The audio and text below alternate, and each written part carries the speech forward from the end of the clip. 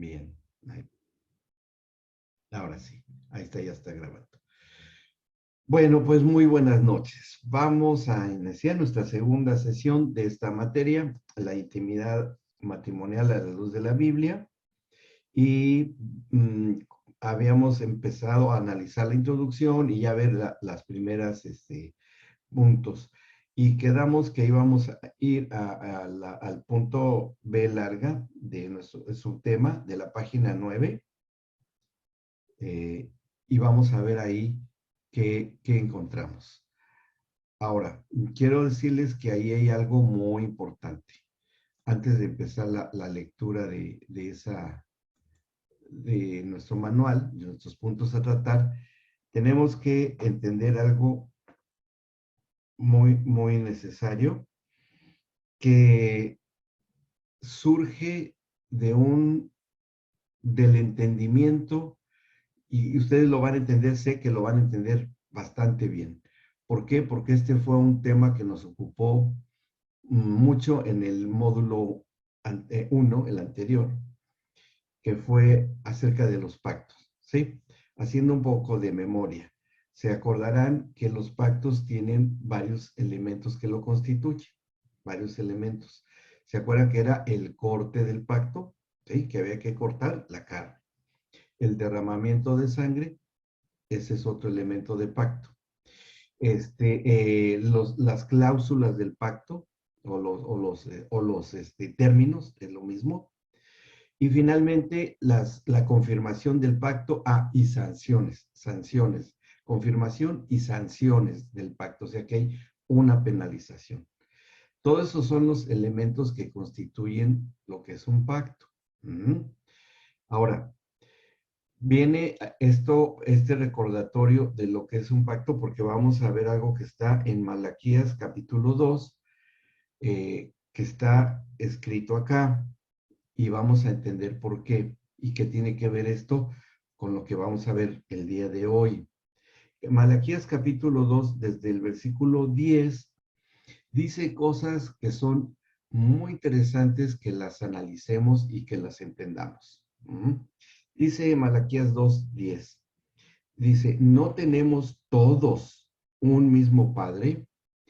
Y anteriormente, pero no lo voy a leer, pero dentro del contexto de las profecías de Malaquías, está hablando de que Dios es Padre y Señor, ¿sí? Son de las pocas escrituras en donde el Padre Celestial se identifica como Padre y a la vez como Señor, pues se lo está diciendo a los sacerdotes que se volvieron infieles en el pueblo de Israel.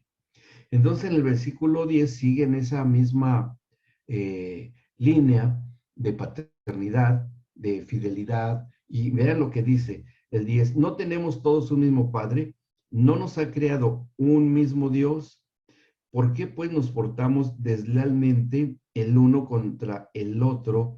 Y presten atención a lo que dice la última línea, profanando el pacto de nuestros padres. ¿Cómo debemos de entender cuando dice acá el pacto de nuestros padres? Bien, si también nosotros fuimos hijos, somos padres y nuestros hijos serán padres, quiere decir que hay una sucesión generacional. ¿Estamos de acuerdo? Padres e hijos, padres e hijos, padres e hijos. Si nos vamos para atrás, que eso es lo que quería dar a entender el profeta Malaquías, y lo vamos a encontrar, si nos vamos hacia atrás, generacionalmente hablando, de los pactos de nuestros padres, ¿hasta cuál vamos a llegar? ¿Hasta cuál llegaremos? Yéndonos para atrás, hasta la antigüedad. ¿Cuál será el primer pacto? A ver, Mari, pero abra su micrófono porque es importante que lo diga. Abraham. No, no. Fíjense, por eso empecé para que recordáramos los elementos de pacto. ¿Por qué dice acá, y lo vamos a relacionar, por qué lo está mencionando el profeta Malaquías? Bueno, seguimos la lectura para explicar por qué. Dice, prevaricó Judá y en Israel y en Jerusalén se ha cometido abominación, porque Judá ha profanado el santuario de Jehová que él amó y se casó con hija de Dios extraño. Fíjense, D con D minúscula. ¿Quién será ese Dios extraño? No está hablando de Dios. Ahora, sabemos y es una verdad absoluta que solo hay un Dios verdadero, ¿verdad? Pero aquí está diciendo que el Señor que él amó y se casó con hija de Dios extraño. O sea, a ver, ¿qué Dios extraño es capaz de tener hijas? Y es un Dios, con D minúscula, pero aquí se le da un trato de una entidad espiritual. Bien, ¿cómo debemos de entender esto? Vamos a seguir la lectura. Dice, bueno, ahí dice en el 11, y se casó con hija de Dios extraño. Ahora, vamos hasta el 14, porque ahí viene de que lloran y hay una ofrenda y todo, pero el 14 dice, más dirán, ¿por qué? Porque el Señor ha testiguado entre ti y la mujer de tu juventud, contra la cual has sido desleal, siendo ella tu compañera y la mujer de tu pacto. ¿No hizo el uno habiendo en él abundancia de espíritu? ¿Y por qué uno? Porque buscaba una descendencia para Dios. Guárdense pues en su espíritu y no sean desleales para, para con la mujer de su juventud, porque el Señor Dios de Israel ha dicho que él aborrece el repudio y al que cubre de iniquidad su vestido, dijo el Señor de los ejércitos. Guárdense pues en su espíritu y no sean desleales. Bueno, entonces, este contexto toca un punto importante. La mujer de tu pacto, el pacto de nuestros padres, como habíamos leído en el versículo 10. Si nos remontamos hasta el primer matrimonio que hubo aquí en la faz de la tierra, el primer matrimonio que hubo, ¿por qué reconocemos y seguidamente y constantemente hablamos del pacto matrimonial? ¿Sí? Estamos hablando mucho de eso y así lo reconocemos. Laurita, buenas noches. Así lo reconocemos. Pacto matrimonial. ¿Cuándo y en qué condiciones y cómo se celebró ese pacto? ¿Cuándo fue ese pacto matrimonial? ¿Qué piensan ustedes? Y si es pacto, debe ser un pacto. ¿Mm? Yo les voy a decir, el primer pacto que se hizo en la faz de la tierra fue el pacto matrimonial cuando fue la primera vez que una vez que el Señor los ha bendecido y tienen intimidad sexual, Adán y Eva, hay corte de la carne, derramamiento de sangre, y el Señor, como está escrito en el Deuteronomio 29, se pusieron los términos del pacto matrimonial. Ese fue el primer pacto que se celebró en la faz de la tierra y se celebró ese pacto matrimonial en un ámbito de eternidad y sin corrupción y sin pecado. Por eso es tan sagrado para Dios el matrimonio y el pacto matrimonial, porque es eterno, se hizo en un ámbito espiritual de bendición, con todos los elementos de pacto, y eso es por lo que el Señor diseñó que la mujer, en la esposa que había sido novia y que después de que son unidos en matrimonio por el Señor a través de un ministro, lo ideal y de acuerdo a la voluntad del Señor, como lo hablará Pati con ustedes, es que ambos lleguen vírgenes al lecho nupcial. ¿Para qué? Para que se cumplan esos términos de pacto como fue en un principio. Ese pacto Dios lo va a apoyar, Dios lo va a respaldar. ¿Por qué? Porque se regresará en esa pareja, en ese matrimonio nuevo, esos términos de pacto. ¿Mm? O sea, se están metiendo en un ámbito de lo eterno, de la bendición y de lo fuerte y tremendo que es esto. Bueno, entonces, este primer pacto que tuvo términos, tuvo sanciones, se vino abajo, porque hubo una infidelidad, ¿sí? Y ya lo habíamos mencionado. La infidelidad fue cuando Eva sujeta, haber sido seducida y engañada, se sujeta a la voluntad de la entidad espiritual que era el diablo, lo dijimos, hay una unión a nivel espiritual. De ahí la terminología que dice que se usa mucho en todos los profetas, seguido hablan de esa infidelidad matrimonial espiritual. Infidelidad, infidelidad, infidelidad.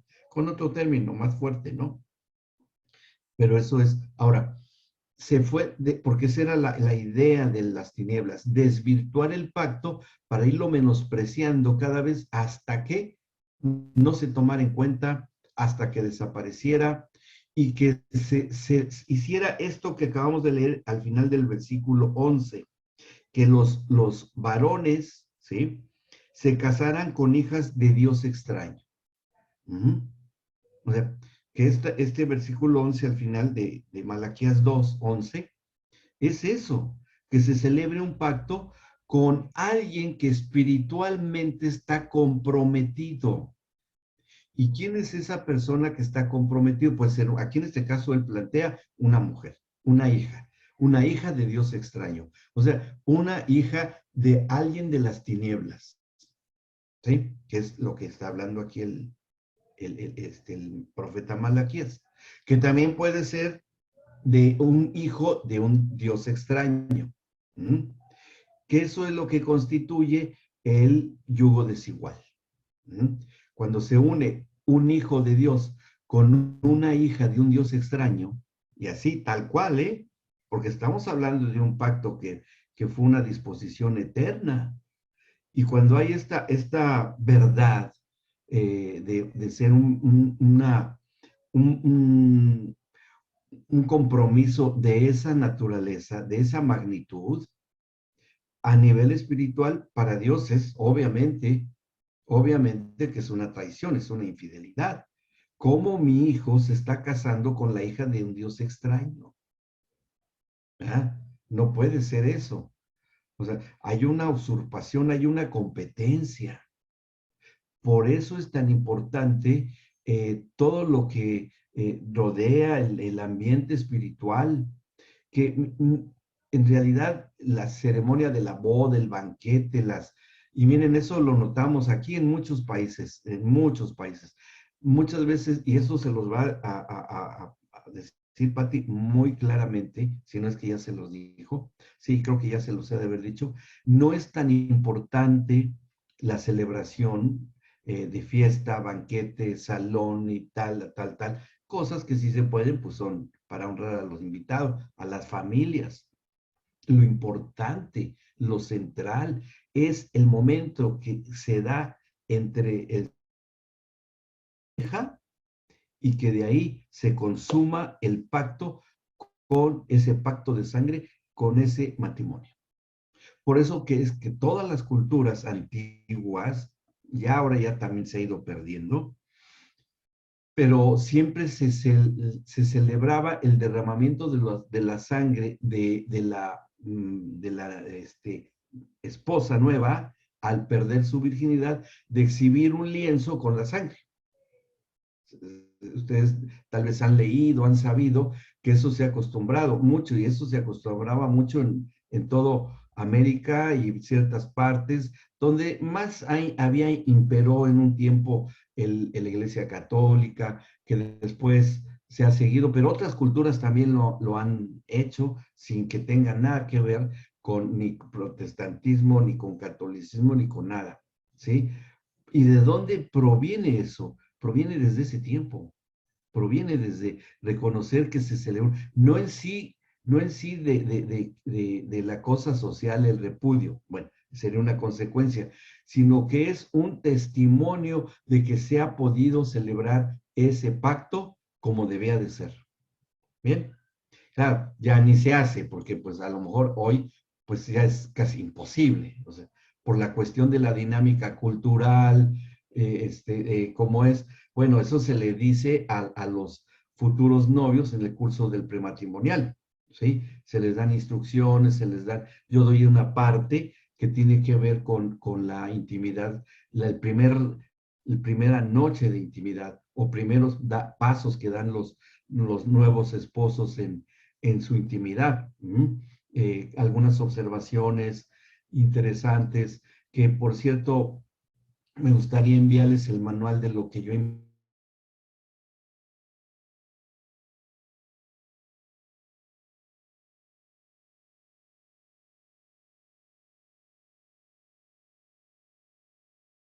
lo vean y lo puedan impartir también, o al menos que se lo den ustedes a los matrimonios que tengan ustedes que se van a unir en matrimonio, ¿ok?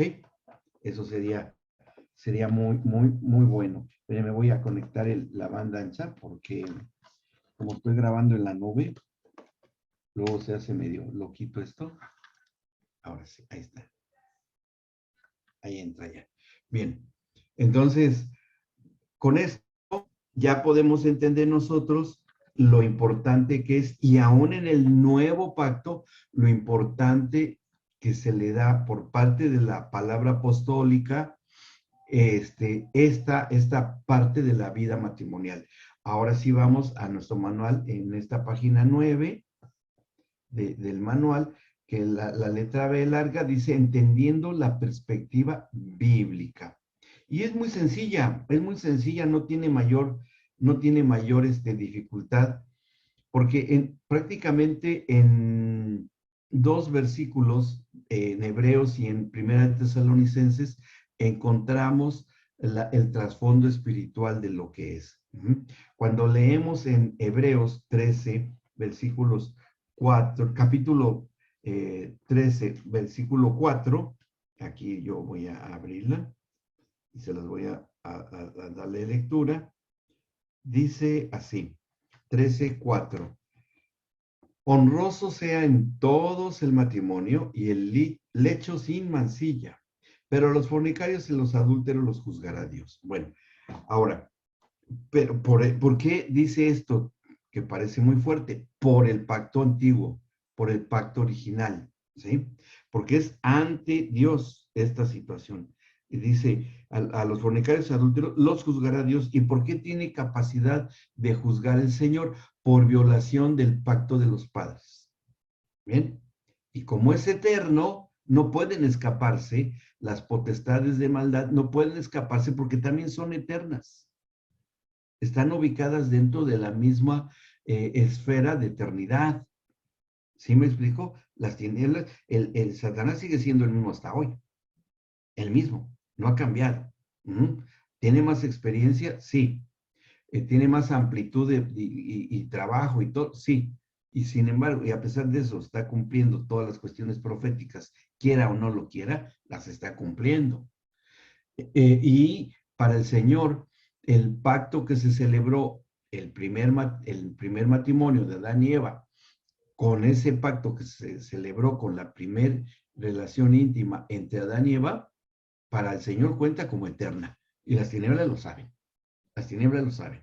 Por eso es que el autor de los Hebreos dice de esta manera. Y por cierto, en el original, no es como está escrito aquí, porque como que él sintió un poco fuerte, Casiodoro de Reina y Cipriano de Valera, escribir la palabra o el concepto original, porque en el original debía decir honroso sea en todos el matrimonio y el coito sin mancilla. Así dice en el original, ¿sí? O sea, la relación íntima plena, sin mancha. Pero ¿de qué mancha estamos hablando? Espiritual, obviamente. No, emocional. Sí, pero eso no es tan relevante porque se está aquí dando la instrucción en un ámbito espiritual, definitivamente. Y primera de Tesalonicenses 4, y ahí vamos a esta parte, dice así, versículos 4 y 5.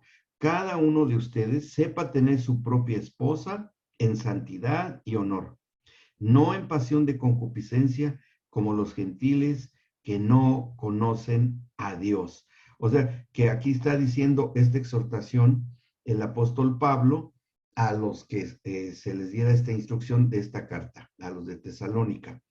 No mantengan, yo lo diría parafraseado de otra forma, no mantengan sus culturas sexualizadas paganas en sus relaciones con su propia esposa, sino que ya como cristianos manténganlas dentro de un ámbito de santidad, honra, de honor, y no por amor a las pasiones desordenadas, que como vamos a ver en otro punto, cuál deba de ser la correcta conducta en el desarrollo de la dinámica de la vida íntima del matrimonio cristiano.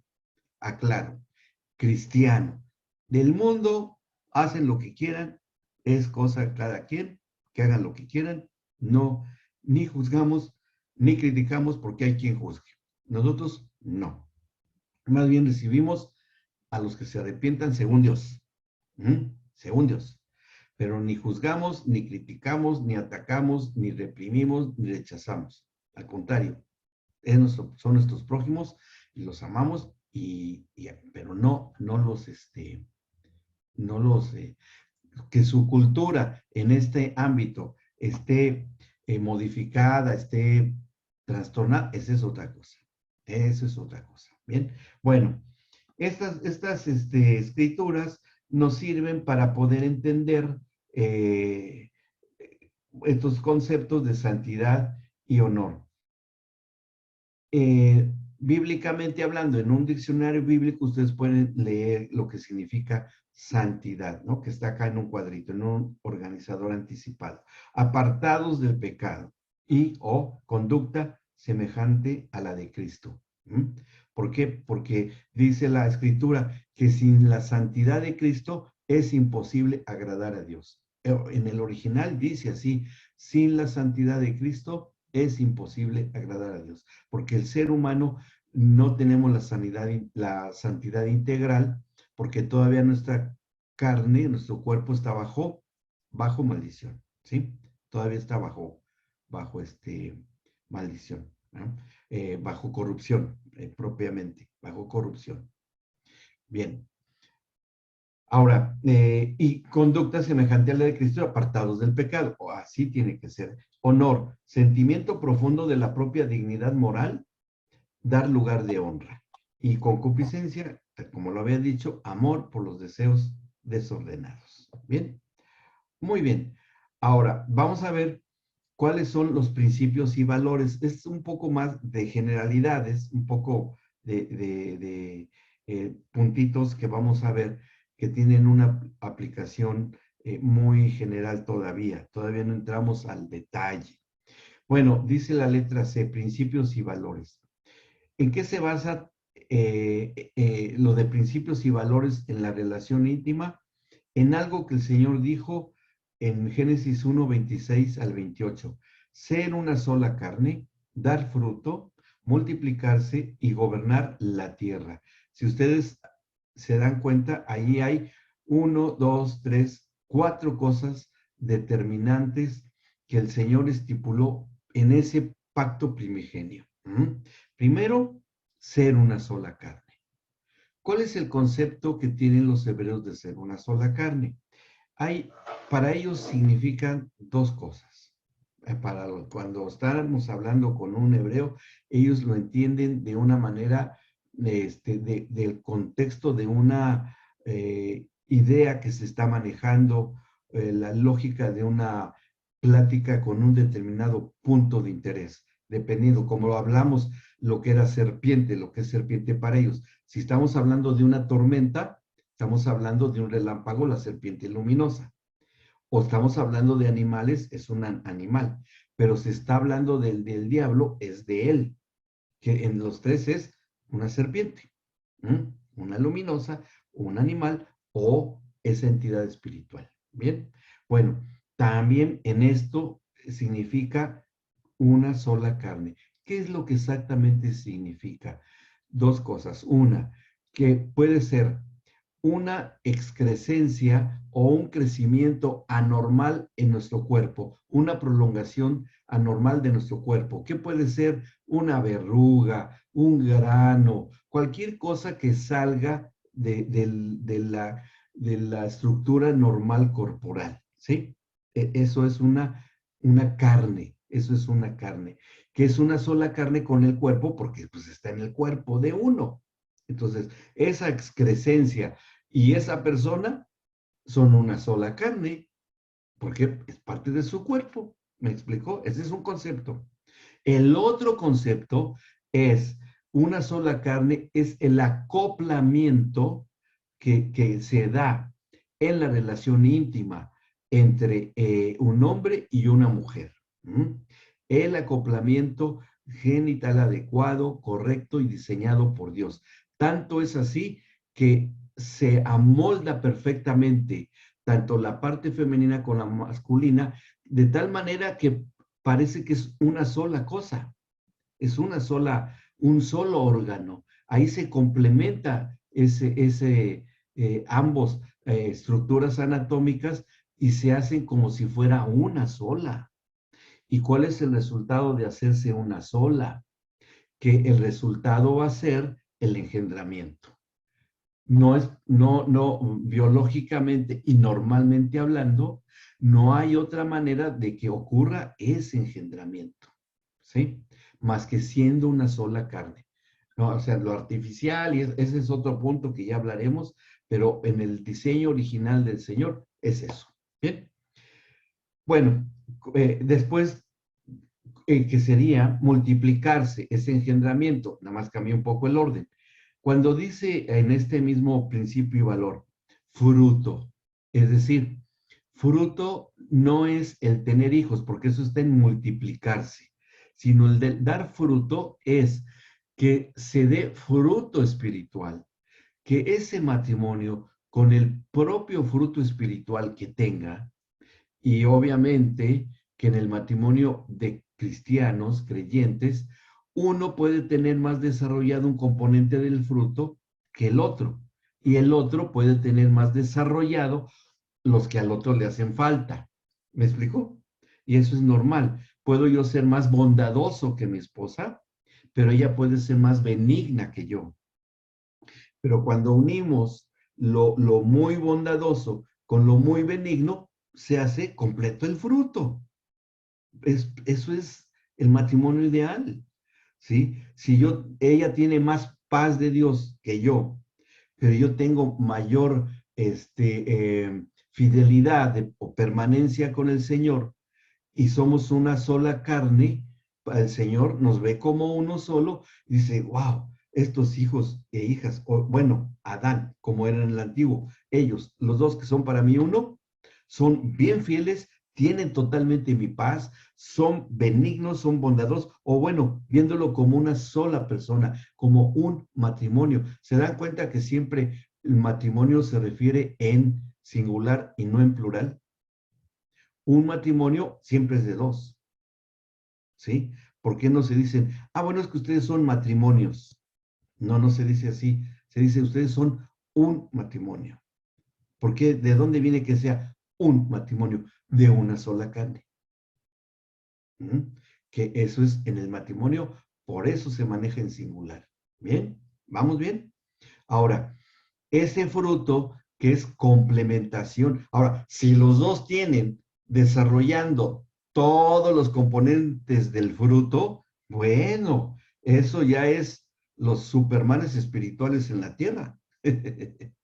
Pero es excepcional, o sea, mientras tengamos cuerpo acá y como lo dice bien claro el apóstol Juan en sus cartas, Juan el de la Biblia, es el que dice que no peca es mentiroso, ¿sí? O sea, qué juego de palabras tan interesantes. Si yo digo que no peco, yo ya estoy pecando. Si yo digo que no peco, ya estoy pecando. ¿Por qué? Porque la carne, en nuestra carne vive el pecado, mora el pecado, ¿sí? Entonces no es sincero, no es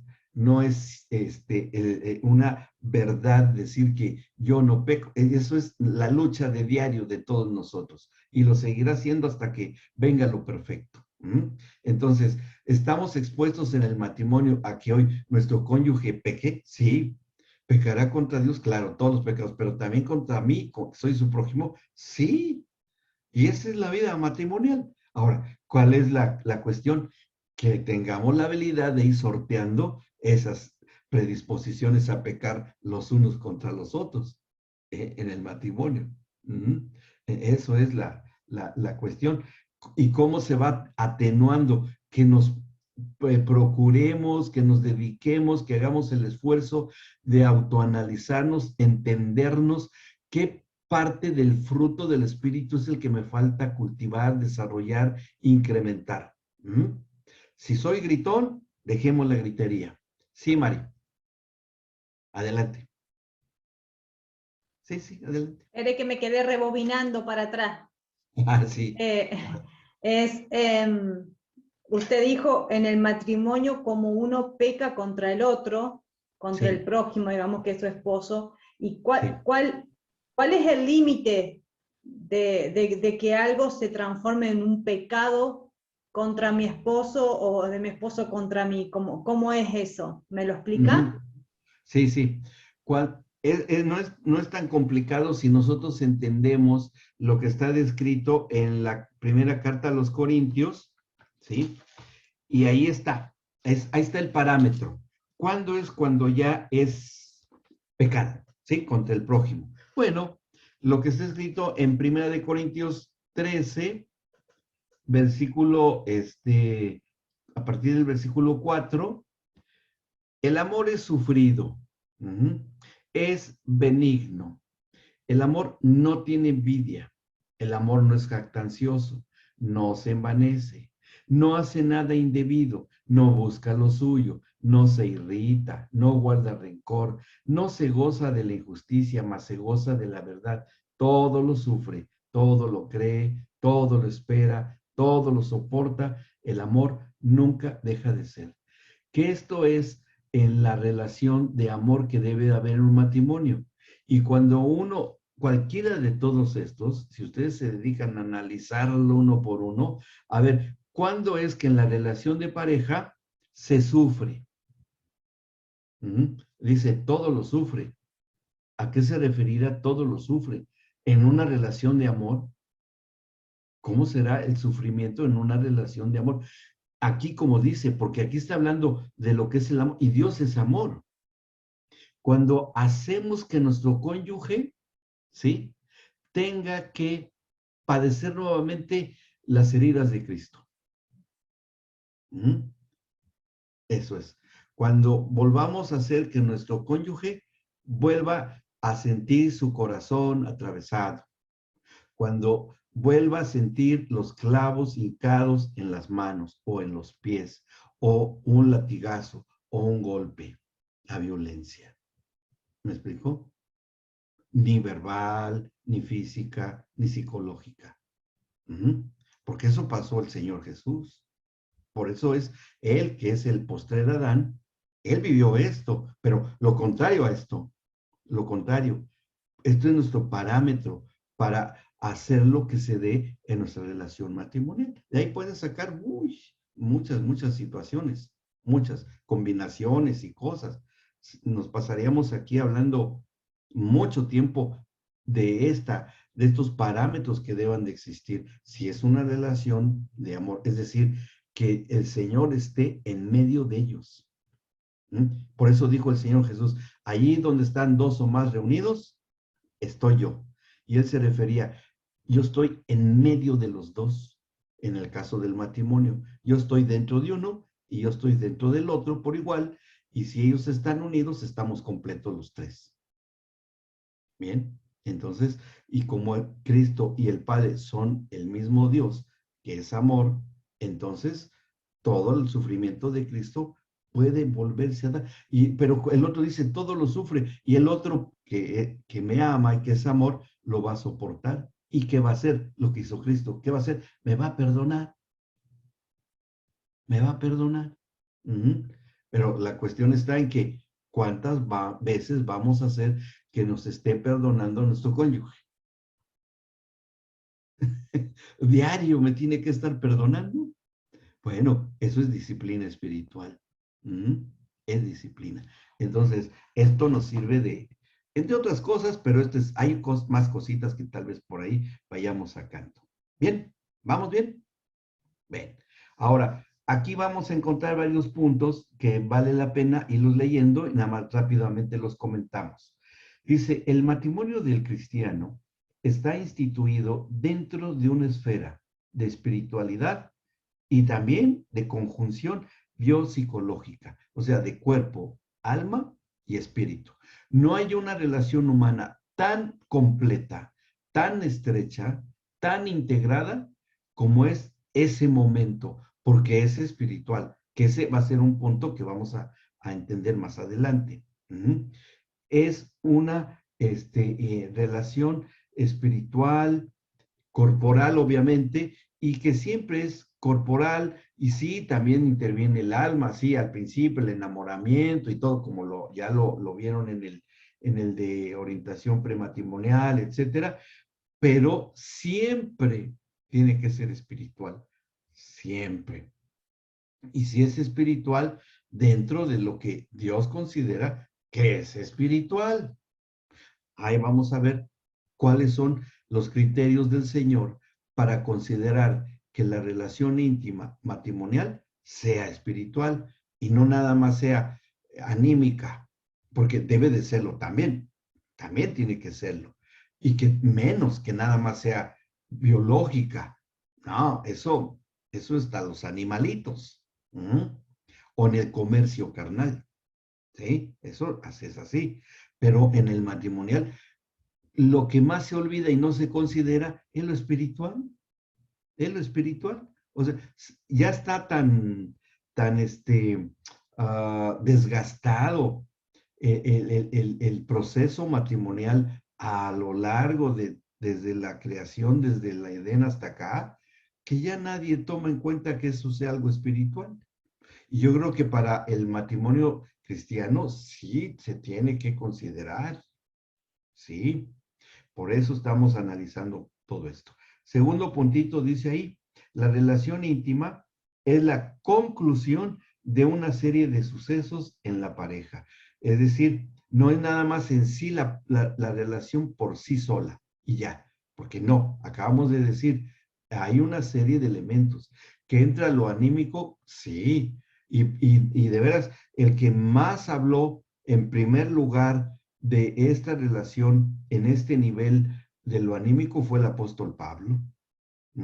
Después habla el apóstol Pedro, pero ellos hablaron, y más Pablo. Pablo habló mucho, no den lugar a la gritería, maridos amen a sus mujeres, santifíquenla, lávenla con el agua de la palabra. O sea, el que más exhorta a amar a la esposa es el apóstol Pablo. El apóstol Pedro también dice ahí igual, que y habla hasta cierto punto dirigiéndose a la esposa. Mujeres o esposas, manténganse no con los ornatos exteriores y con los internos, ¿sí? Con una conducta casta y respetuosa. O sea, hablaron de ese tipo de cosas. Pablo también le da exhortaciones y consejos a Timoteo, a Tito también, que se piensa que era el mismo, pero hablado en diferentes países zonas de las lenguas griegas antiguas, se piensa que era el mismo, pero eso no importa. Pero él habló a eso, ¿no? Él lo mencionó. Dice el tercer puntito, la relación íntima siempre da fruto, bueno o malo, dependiendo de la intención del corazón. Que eso es lo que tristemente vemos hoy, aún en muchas parejas que se dicen o se reconocen como cristianas. Que no siempre el fruto es bueno, porque acuérdense que dice la escritura, no dejen que su enojo prosiga, sino que antes de que se oculte el sol, tienen que resolver la situación. ¿Para qué? Para que se llegue al lecho conyugal sin problema, sin problema. Y no necesariamente para tener una cuestión íntima física, sino que aún cuando no concurra lo físico, deba concurrir lo espiritual. Eso sí, sí tiene que ser, sí tiene que estar.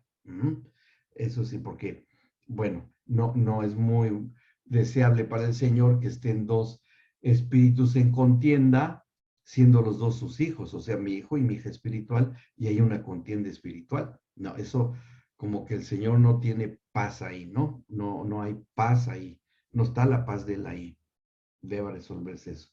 Bueno, después dice, en el mundo es usual que la relación inicie con el fin, es decir, con la relación física y ya. Y es cierto, en el ámbito del mundo, bajo corrupción y todo eso, empieza por esa parte, empieza por lo físico, tal vez vaya a lo anímico y mal, y lo espiritual ni en cuenta, ni en cuenta. Y lo grave es que la mayoría de los matrimonios, entre comillas, que se celebran en el sistema del mundo, es lo único que ven.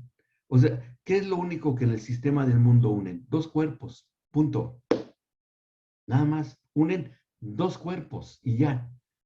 Y que se le da mayor importancia, aunque haya una gran fiesta, banquete y lujo y todo, simplemente lo que se hizo público fue la unión de dos cuerpos, pero nada espiritual, nada, porque ni Dios estaba allí, ni Dios estaba allí.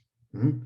Aunque sea en un templo, pues, y aún a veces así, y eso es cierto, aun cuando se haga en un ámbito cristiano. ¿Mm? Pero ahí sí ya la responsabilidad de todos nosotros en el pastorado de que se haga en un ámbito verdaderamente espiritual por sobre la circunstancia económica, intelectual, de la educación de los cónyuges, independientemente de eso. E independientemente de eso, es más importante lo que es importante para Dios. Eso es lo más importante. Al final dice, en los cristianos debe iniciarse por lo espiritual, proseguir con lo anímico, que es el noviazgo, y finalizar con lo físico el día de la boda. ¿Sí? Que eso ya lo han visto con esta Pati. Bueno, después dice, ¿vamos bien hasta acá? ¿Alguna pregunta? ¿Vamos bien? Bien. Después dice la letra D. ¿Qué hay del orden y sus consecuencias? Bueno, basándonos en lo que está escrito acá. Primera de Corintios 14:40. Dios es un Dios de orden. Y aún hay un orden hasta en la misma creación. En la misma creación existe un principio de orden. No hay nada que esté desordenado. O sea, lo contrario al orden es el caos. Y nosotros, y toda la creación está hecha eh, eh, en un orden perfecto, sincronizado, que hay estrellas que explotan y que hay conflagraciones astronómicas y cosas así, pero todo eso es orden, todo eso es orden. Hoy decía yo en una clase lo maravilloso que es cómo todo el universo entero mantiene un equilibrio perfecto entre la atracción magnética de los sistemas solares, de los planetas, de todo, de toda la creación. Porque si no se mantuviera un orden extraordinariamente exacto entre cada planeta, entre cada satélite, ¡bum!, se atraerían todos y el universo volvería otra vez así completo, del tamaño que sea, otra vez se volvería a comprimir, comprimir, comprimir, comprimir. ¿Mm? Pero no, sino que todo está en un... ¿Y quién lo mantiene en ese perfecto equilibrio? Que nosotros no podemos estar un metro más cerca del Sol ni un metro más lejos de él, porque nos quemamos o nos congelamos. ¿Cómo se mantiene eso? Por la palabra de Cristo Jesús que sustenta ese orden, como está escrito en Hebreos, ¿sí? Porque por la palabra de él son sustentadas todas las cosas. Eso es lo macro, pero también en lo micro, como también lo vamos a estudiar, que hay mucho de eso, de esas leyes en la gestación del ser humano. Bueno, dice, cuando se invierte el orden, hay consecuencias a corto, mediano y largo plazo. ¿Qué puede hacer a corto plazo? Que aun cuando pueda parecer deleitoso, porque nada más a nivel físico, no pasará del descubrimiento de los sentidos y la satisfacción de ello. Y es lo más frustrante que pueda haber, que un matrimonio, y peor si se dicen creyentes, que nada más sea por el interés de mantener e iniciar su vida íntima, y nada más.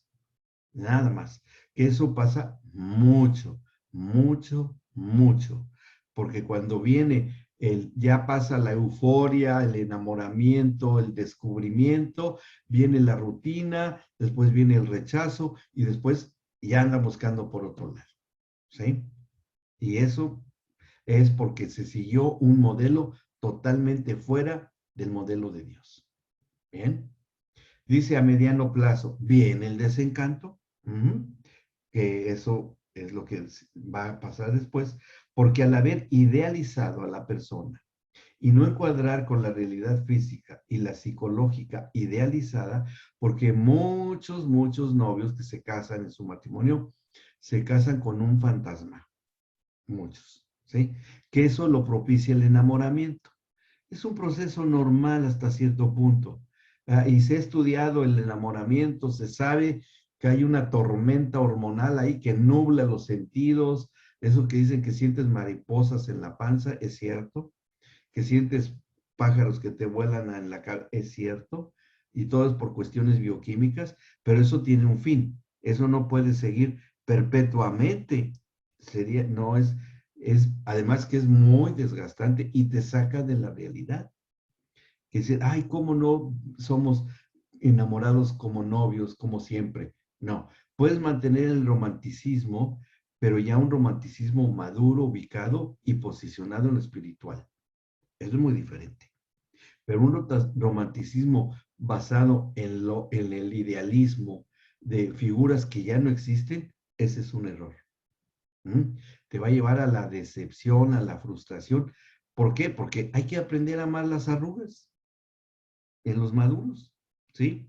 Hay que aprender a amar las canas, hay que aprender a amarlas. Es una ley de la vida, es una ley que el Señor, pues creo que lancé una piedra por ahí, a varios nos ha tocado, más a mí, más a mí, ¿sí?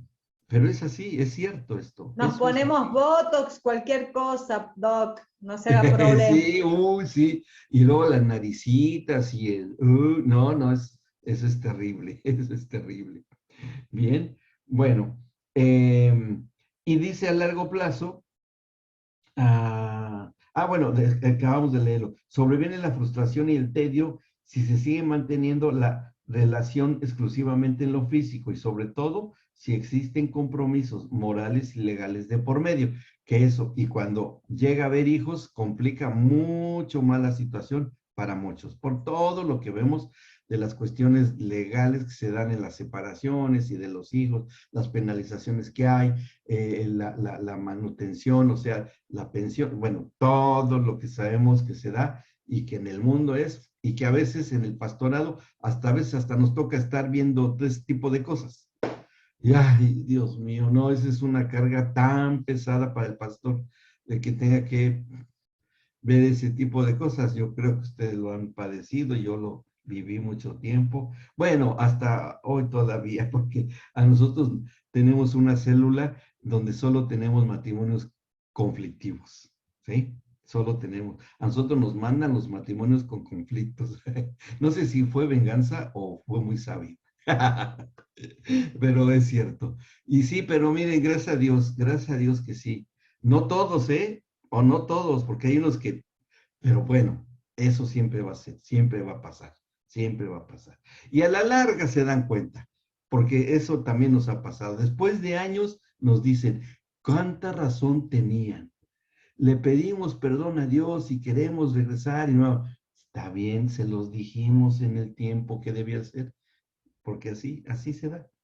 Bueno, y a largo plazo, dice, si una relación de noviazgo se inició con fornicación a largo plazo, a veces después de años, surgen sentimientos de culpa, vergüenza, desconfianza y celos. Muchas veces demasiado tarde para remediar el daño que se da en una relación deteriorada y llena de amargura. ¿Pero por qué sucede esto? Porque en el ámbito de lo emocional también se ubica en lo eterno. Fíjense, la mayoría de la gente no se da cuenta, no se da cuenta, pero las mismas emociones que tenemos desde el vientre de nuestra madre son las mismas emociones que tenemos hasta que entreguemos el espíritu, porque el enojo sigue siendo enojo, desde que somos pequeños hasta que somos viejos. las obras de la carne, para abreviar, son iguales toda la vida y en toda la humanidad han sido las mismas. No ha cambiado. Dice, en el corazón del hombre que hay perversidad. Es el corazón del hombre sin Dios es perverso, ¿sí? Y así igual de malos fueron los celosos de hace 2000 años, 3000 años, que los celosos dentro de 1000 años es lo mismo. ¿No? O sea, son eternos también. Y en nosotros, pues bueno, lo que duremos vivos acá en la tierra. ¿Ok? Entonces, eso hay que considerarlo de esa forma, de esa manera. Y vamos rápidamente a ver las leyes espirituales de la siembra. Este también es muy sencillo porque hay una ley muy interesante acá. Todo lo que siembres, eso cosecharás. En este punto, tratamos de una ley en la que está basada toda la vida de intimidad matrimonial, que es una ley que también aplica para lo general, como aquí acabamos de leer en Gálatas 6:7, y también cuando el Señor habla de que todo lo que se siembra, eso se va a cosechar. ¿Y qué principio espiritual hay acá? Y esto es para el matrimonio, el principio de la ley del dar. ¿Mm? En la vida matrimonial todo es dar, todo es dar, como Dios lo estipuló, como Dios lo manejó de esa manera, y que esto, cuando se maneja correctamente, que lo viven nuestros hijos, porque ahí lo mencionamos, nuestros hijos van a crecer seguros, confiados, porque aprendieron que sus papás siempre se dieron el uno al otro. Nunca buscaron lo suyo propio, sino siempre. Y que no solamente estaba papá para darle a mamá, sino también para darle a ellos como hijos. Y mamá siempre estuvo para darle a papá y también a sus hijos. Y siempre en todos hay ese principio de dar, de dar, de dar. Y eso por ahí más adelante lo encontramos en la letra que sigue, que eso lo vamos a ver yo ya en la próxima sesión.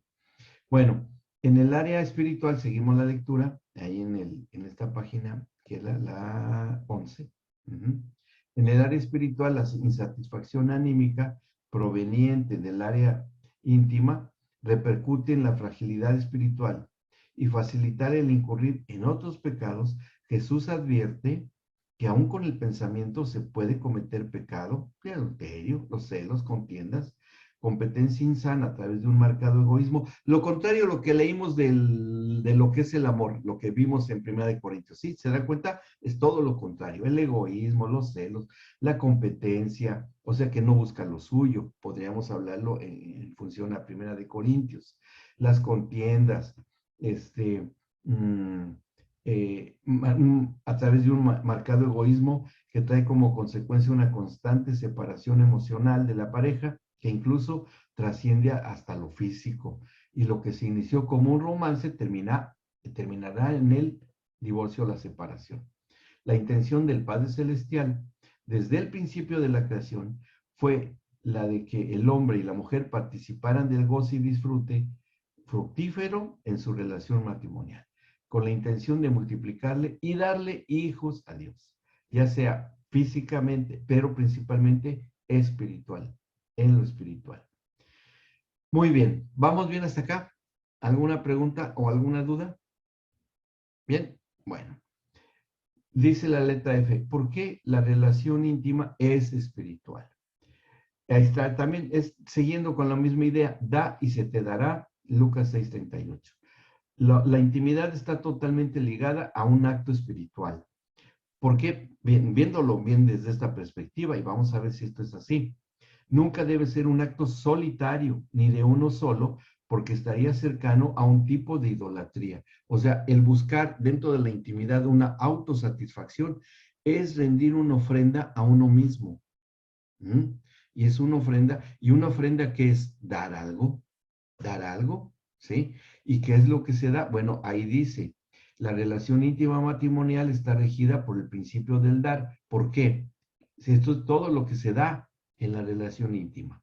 Doy placer, doy una parte de mí mismo, doy felicidad, doy seguridad, doy vida, doy amor, doy seguridad, doy intimidad y compañía, doy eternidad, doy materiales para construir edificaciones que podrán permitir vivir a otros en ellas, un hogar para mis hijos, doy espacios de oportunidades para expresar el potencial y creatividad de mi pareja, doy honra a Dios al obedecer su plan para fundar una familia con sus principios y mandamientos. Doy autorrespeto y honra a mi cuerpo y alma.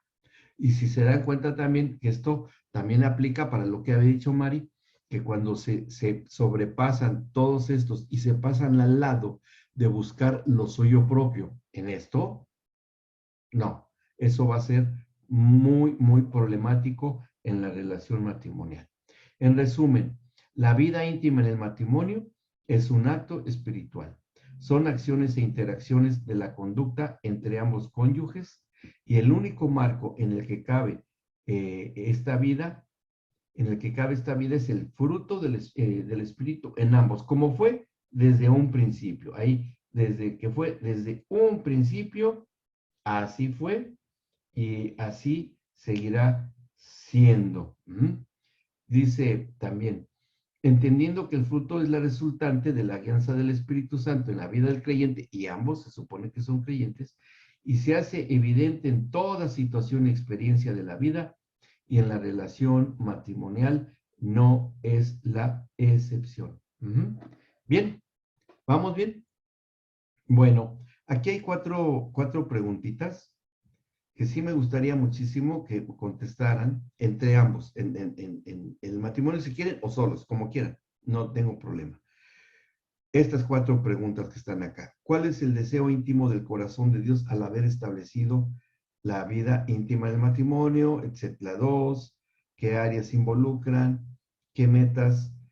Y la número cuatro, ¿qué sucede si solamente son muy sencillas, pero a mí me sirve para poder ir autoevaluándome a mí también? ¿Sí? Me las pueden enviar en el correo si quieren, en mi correo, sin problema. ¿Está bien? Con calma, tranquilos, no hay problema. Bueno, bien, pues qué bueno que llegamos a este tema, lo vimos completo, y el tema que sigue, que será el tema número 2, que la intimidad humana tiene tres áreas importantes. Van a ver que eso es clave y cómo Dios ve esa situación. Y es tremendo lo que aprendemos cuando es conforme a la disposición que Dios dio para la relación. Es bien, bien tremendo. Vamos a vincular mucho lo espiritual con estas partes que vamos a tratar, estas tres áreas importantes. Bien, bueno, mis Doc, amadísimos. ¿le puedo hacer una Sí, pregunta? mi Mari, sí. Cuando hay un matrimonio que está casado, digamos, en yugo desigual, la Sí, parte espiritual en sí. la unión sexual, eh, está la parte, bueno, anímica, la parte bio, pero en la unión sexual, digamos, la parte espiritual de ahí, ¿cómo, digamos, no hay fruto, digamos, evidentemente, porque no puede haber fruto de dos naturalezas distintas? No, así es, así es. Pero Eh, en la otra persona, digamos, ¿qué ocasiona espiritualmente en la otra persona, digamos? Porque si vamos a la escritura dice que la mujer santifica al esposo, digamos, en esa parte, pero en la parte espiritual de la persona, pongo un ejemplo de una mujer que esté casada con un hombre que no es creyente, sí. y en la parte sexual, digamos, la unión sexual, porque nos ha pasado y hemos tenido que por ahí pastorear en esa área, de Sí, decir que ella, bueno, ella ya no siente agrado sexual, digamos, sí, al estar con su esposo, porque dice que hay como algo adentro de ella que hay como un rechazo. Y sí. bueno, expláyese, doctor. Claro. Sí, sí, no, sí, claro, claro. Eso mismo es justamente lo que se da, ¿sí? ¿Qué hay? Porque hay una contraparte. Por un lado está la obra de la carne, que puede ser el egoísmo, la autosatisfacción, el uso de la persona a otra. Y pero el otro lado, obviamente que resulta dañada y que va a haber frustración, amargura, decepción, ¿sí?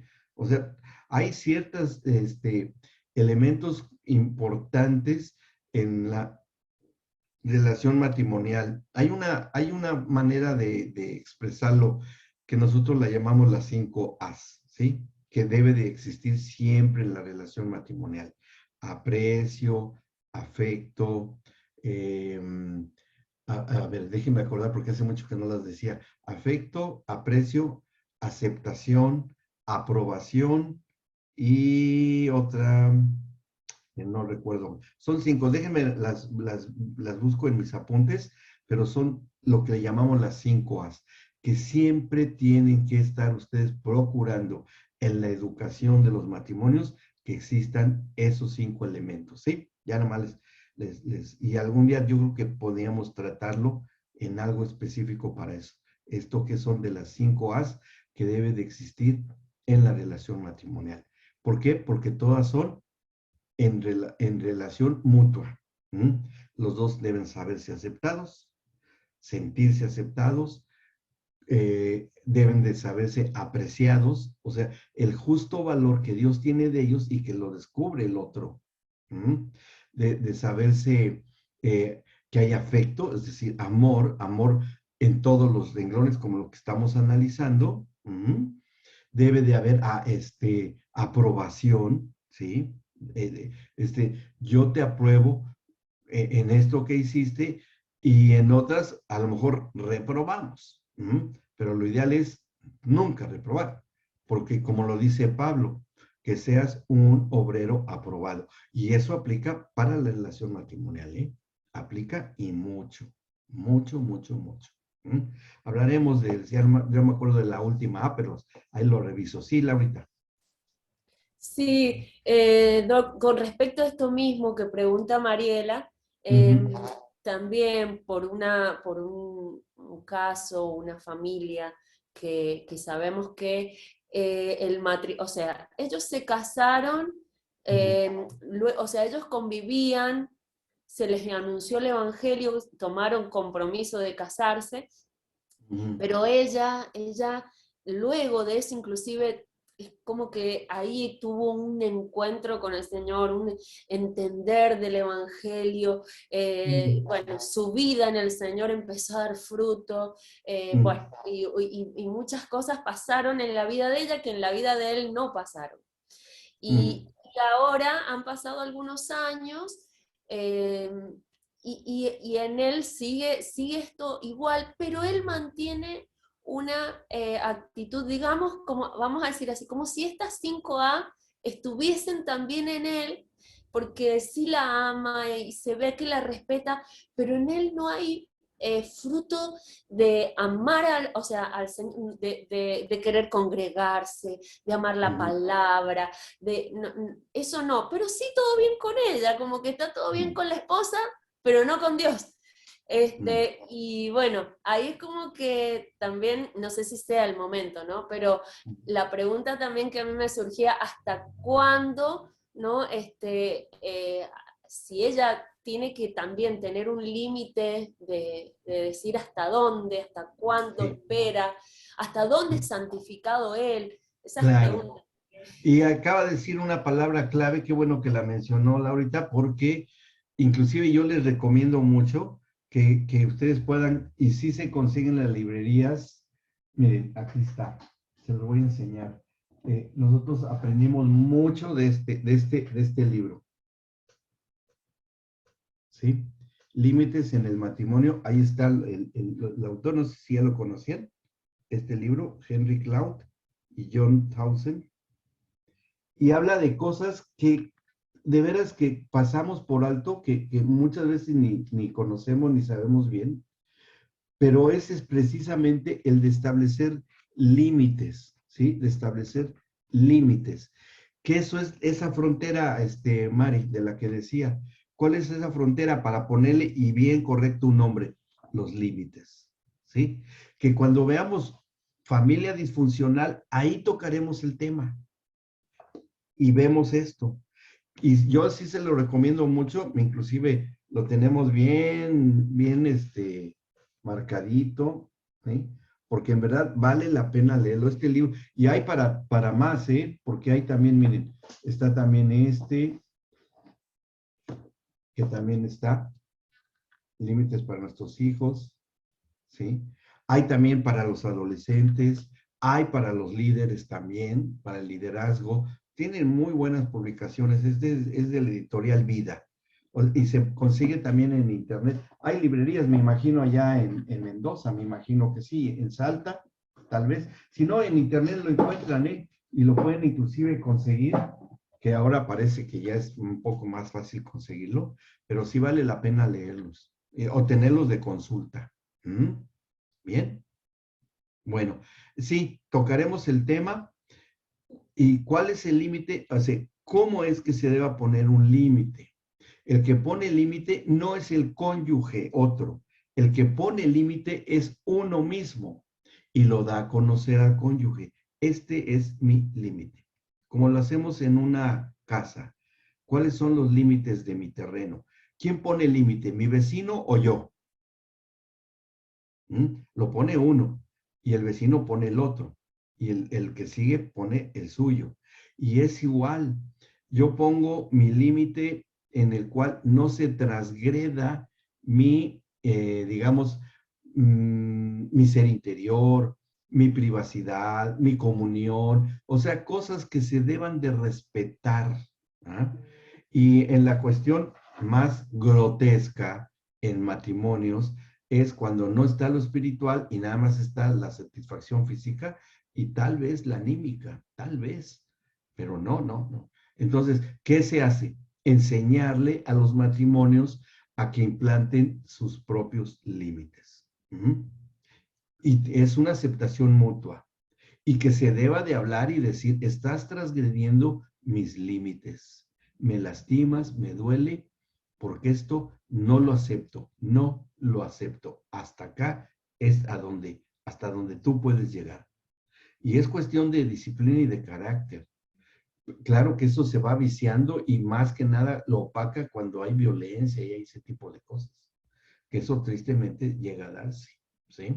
Y psicológica, la presión, el manejo del dinero en el matrimonio, o sea, muchas cosas.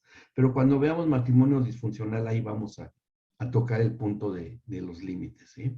Porque sí es cierto, es bien importante. No lo podemos nada más mencionar así como ahora nada más. Es un tema.